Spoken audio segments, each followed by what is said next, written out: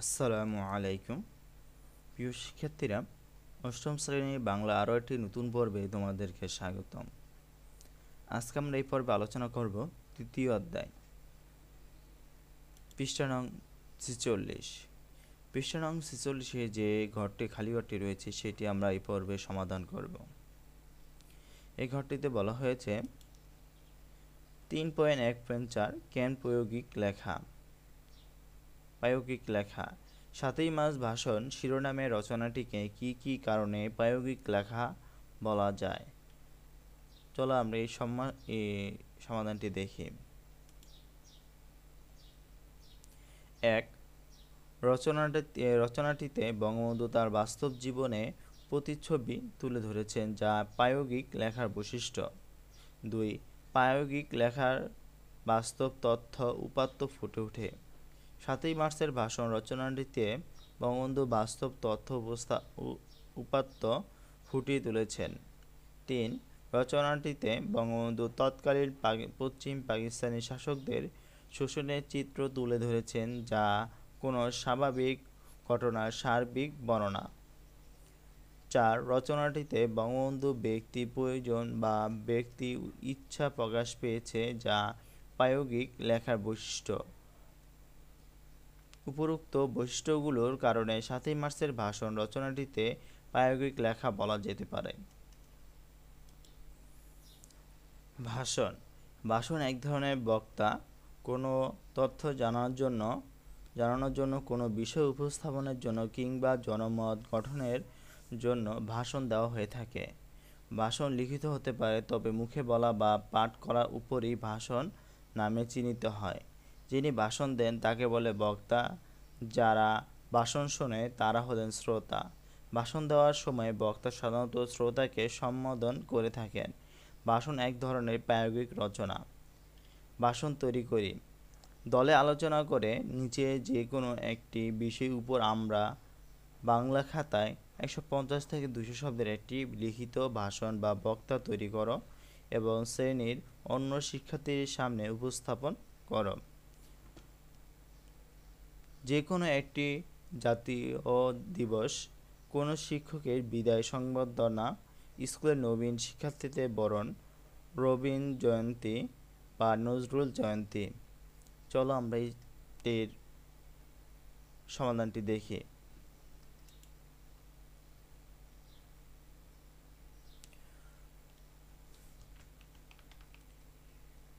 মাননীয় সভাপতি, শ্রদ্ধেয় প্রধান অতিথি, উপস্থিতি সুধীবৃন্দ, বছরের সবগুলো দিন আমাদের কাছে সমান গুরুত্ব বহন করে না। কোনো দিন আসে উজ্জ্বলের প্রভা নিয়ে, নতুন প্রেরণা ও উদ্দীপনা নিয়ে। আজ 25শে বৈশাখ তেমনই একটি দিন। বাংলা ভাষা ও সাহিত্যে মহৎ কবি রবীন্দ্রনাথের জন্মদিন। রবীন্দ্রনাথ আমাদের কবি, বাঙালির কবি। বাঙালির হাসি, কান্না, দুঃখ, বেদনা এমন রূপকার আর কেউই নেই। প্রাদেশিক সাহিত্যকে রবীন্দ্রনাথ সমাধান করেছেন বিশ্ব দরবারে। আমাদের সাহিত্যের মানকে আন্তর্জাতিক মানে পৌঁছে দিয়েছিলেন এই রবীন্দ্রনাথই। তাই রবীন্দ্রনাথ আজও হৃদয়ের অবিনশ্বর। রবীন্দ্রনাথের জন্মদিন যেন আমাদের কাছে নতুনের বার্তা নিয়ে আসে। তাই আমরা নতুন করে শপথ নেই তার জন্মদিনে, চির নতুনকে ভালোবাসার শপথ। তাই রবীন্দ্রনাথেরই ভাষায় বলতে ইচ্ছে করে, চির নতুনেরা দিল ডাক 25শে বৈশাখ। রবীন্দ্রনাথের সৃষ্টির সংখ্যা বিস্ময়কর। কাব্য, নাটক, উপন্যাস, ছোটগল্প, গান, প্রবন্ধ, কোথায় নেই রবীন্দ্রনাথ। তার সৃষ্টির সম্ভারে যেদিকেই তাকাই সেদিকেই বিপুল বিস্ময় অপেক্ষা করে থাকে।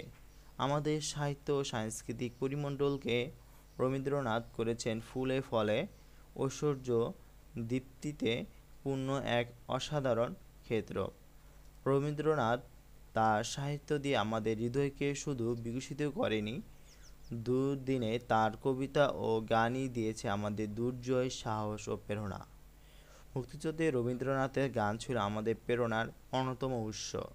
আমাদের জাতীয় সঙ্গীত রচয়িতা রবীন্দ্রনাথ। আমার সোনার বাংলা আমি তোমায় ভালোবাসি। রবীন্দ্রনাথ আমাদের কাছে মানুষ, ভালোবাসার মানুষ। আমাদের ভালোবাসা এই মানুষটিকে, এই কবিটিকে প্রতি বছর ২৫শে বৈশাখ আমরা আনুষ্ঠানিকভাবে স্মরণ করি। তার প্রতিটি জন্মদিনে কবিকে আমরা নতুনভাবে আবিষ্কার করি, নতুন করে উপলব্ধি করি। মনে পড়েই তারই বাণী। ২৫শে বৈশাখ চলেছে জন্মদিনের ধারাকে বহন করে মৃত্যুদিনের দিকে। পরিশেষে কামনা করি কবির অমৃত বাণী আমাদের চিত্রকে জাগরত আমাদের চিত্রকে সঞ্জীবিত করুক। সবাইকে ধন্যবাদ। পরে স্কুলের নবীন শিক্ষার্থীদের বরণের জন্য উপস্থাপনা। উপস্থিত আজকে নবীনবরণ অনুষ্ঠানের সম্মানিত সভাপতি, প্রধান অতিথি, বিশেষ অতিথি, উপস্থিত সুধীমণ্ডলী ও আমার প্রাণপ্রিয় ছাত্রছাত্রী ভাই বোনেরা, আমার শুভেচ্ছা গ্রহণ করুন।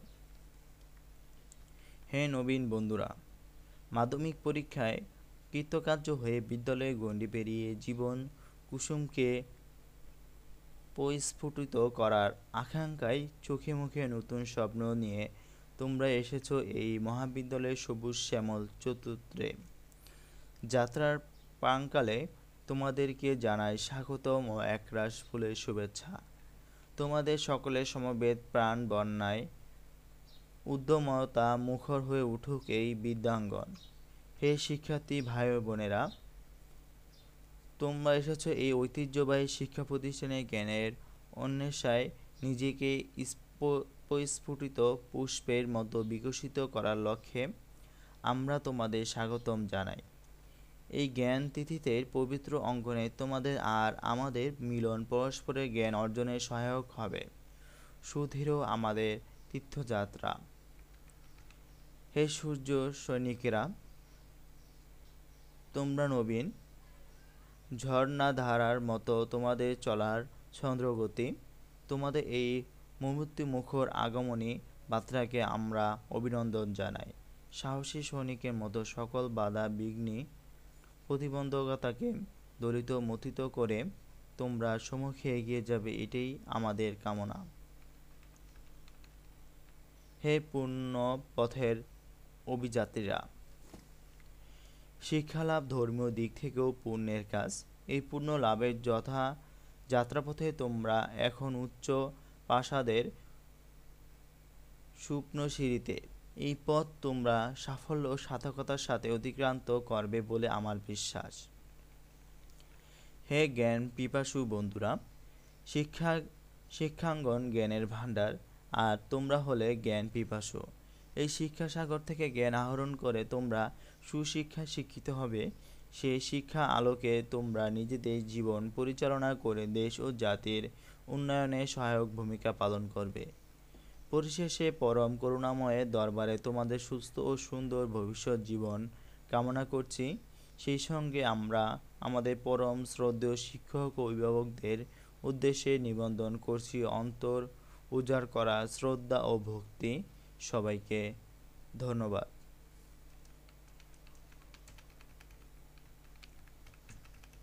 পরে আরেকটি উপস্থাপনা হলো যে কোনো একটি জাতীয় দিবস, স্বাধীনতা দিবস।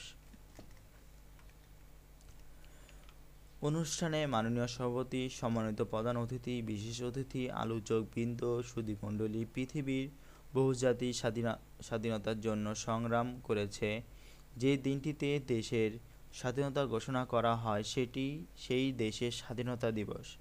প্রতি বছরই একবার করে সেই স্মরণীয় ও তাৎপর্যময় দিনটি উপস্থাপিত হয়। তখন সেই জাতি প্রাণ শক্তিতে উজ্জীবিত হয়। স্বাধীনতা একটি জাতির তথা দেশের সবচেয়ে মূল্যবান সম্পদ। যে জাতি পরাধীনতা শৃঙ্খলের আবদ্ধ, সেই জাতি জীবনে কোনো গর্বই নেই। স্বাধীনতা জাতিকে আত্মমর্যাদা সম্পন্ন করে তোলে। তাই জাতীয় জীবনে স্বাধীনতার গুরুত্ব অত্যন্ত তাৎপর্যপূর্ণ। সম্মানিত সুধী, বাঙালির জাতীয় জীবনে স্বাধীনতা দিবস অবদান ও গুরুত্ব ব্যাপক। দীর্ঘ ৯ মাসের রক্তক্ষয়ী সংগ্রামের মধ্য দিয়ে আমরা স্বাধীনতা অর্জন করতে সক্ষম হয়েছি। এই জন্য বাঙালিকে ত্যাগ স্বীকার করতে হয়েছে। ২৬শে মার্চ বাংলাদেশের স্বাধীনতা দিবস। ১৯৭১ সালের ২৬শে মার্চের প্রথম প্রহরে বঙ্গবন্ধু শেখ মুজিবুর রহমান বাংলাদেশের স্বাধীনতা ঘোষণা করেন। সে ১৯৭১ সালে মহান দিনের কথা স্মরণ করিয়ে প্রতি বছর ২৬শে মার্চ আমরা পালন করি স্বাধীনতা দিবস। সুধী মণ্ডলী, পরাধীনতা আর শোষণের বর্ণনা থেকে আমরা এই দিনের মুক্তির স্বাদ গ্রহণ করি। স্বাধীনতা দিবসে তাই আমাদের মর্যাদা নতুন করে উপলব্ধি করার সময় ও সুযোগ নিয়ে আসে এই দিনটি। স্বাধীন জাতির ইতিহাসে আমাদের মর্যাদা রক্ষা করতে হলে তার জন্য আমাদের তৈরি হতে হবে। আমাদের মনে রাখতে হবে যে স্বাধীনতা অর্জনের চেয়ে স্বাধীনতা রক্ষা করা কম বড় কাজ নয়। সমৃদ্ধ জাতি হিসেবে গড়ে ওঠার জন্য স্বাধীনতা দিবস আমাদের কর্তব্য সচেতন করে। এই দিনটি আমাদেরকে নতুন প্রেরণায় উজ্জীবিত করে তোলে, আগামীর পথে এগিয়ে যাওয়ার অনুপ্রেরণা যোগায়। ধন্যবাদ সবাইকে। পরের উপস্থাপনাটি হচ্ছে কোনো শিক্ষকের বিদায় সংবর্ধনা। হে শিক্ষাগুরু, ব্যথাতুর হৃদয়ে সালাম ও অশ্রুঝরে প্রীতি গ্রহণ করুন। এই মুহূর্তে কোনোভাবেই কোনো সান্ত্বনা খুঁজে পাচ্ছি না। মনকে বুঝানোর বিশ্বাস করতে পারছি না আপনাকে বিদায় জানাচ্ছি। শিক্ষকতার মহান বৈত্র নিয়ে আপনি এসেছিলেন এই ঐতিহ্যবাহী বিদ্যাপীঠে। সুদীর্ঘ সময় এর কর্ণধার হিসেবে সগর্বে দায়িত্ব পালন করেছেন। আজ বেজে উঠেছে বিদায়ের বেদনার সুর। আমাদের অবুঝ মনে করুণ কান্না আজ সকল বাধা ভেঙে মূল্যহীন হয়ে উঠেছে। চোখের জলে সব ঝাপসা মনে হচ্ছে। আমাদের ব্যথাহত অন্তরে কেবলই জেগে উঠেছে বিষাদের বাণী। এই অন্তর চরাচরে সবচেয়ে পুরাতন কথা, সবচেয়ে গভীর ক্রন্দন। যেতে নাহি দিব হায়, তবু যেতে দিতে হয়, তবু চলে যায়। আপনার বিদায় সংবাদ আমাদের হৃদয়ে এক গভীর ক্ষতের সৃষ্টি করেছে। আপনার স্নেহের মাখা হাসি মুখ আমরা আর দেখতে পাবো না। আপনার মিষ্টি কথা আমরা আর শুনতে পাবো না। এই কথা ভেবে আমাদের মন ব্যথায় কুঁকড়ে উঠছে। আপনাকে কেন্দ্র করে অসংখ্য স্মৃতি ওই মুহূর্তে আমাদের অন্তরে ভেসে উঠেছে। আমাদের যন্ত্রণাক্লিষ্ট মনে কেবলই রয়ে পাচ্ছে বিদায়ের করুণ সানাই। আপনার পানে চেয়ে মনে হচ্ছে ওই ব্যথাতুরা আঁখি, কাঁদো কাঁদো মুখ দেখিয়া শুধু হু হু করে বুক। আমাদের পরম সৌভাগ্য যে আমরা আপনার মতো একজন কর্মঠ, উদারচিত্ত, সুদক্ষ ও প্রজ্ঞাবান শিক্ষকের পদপ্রান্তে বসে শিক্ষা লাভের সুযোগ পেয়েছি। আপনার কাছ থেকে আমরা কোনোদিন কোনো কিছু অভাব বোধ করিনি।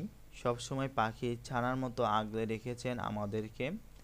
আমাদের স্মৃতির রাজ্যে আপনি অমর, অক্ষয় ও চিরঞ্জীব। প্রতিশ্রুতি দিচ্ছি আপনার দেওয়া আলো থেকে আমরা আলো ছড়ার দিগন্ত। শিক্ষকতার মতো একটি মহান পেশাকে বৈত্য হিসেবে নিয়ে যেভাবে আপনি সারা জীবন দেশ ও দশের সেবা করেছেন, সেজন্য আমরা গর্বিত। আমরা আজীবন মনে করব আপনি আমাদেরই লোক। আমরা এই কথা অকণ্ঠ চিত্রে স্মরণ করব যে আপনি কথাবার্তায়, কাজে কর্মে, মেধা ও মননে ছিলেন একজন আধুনিক লোক।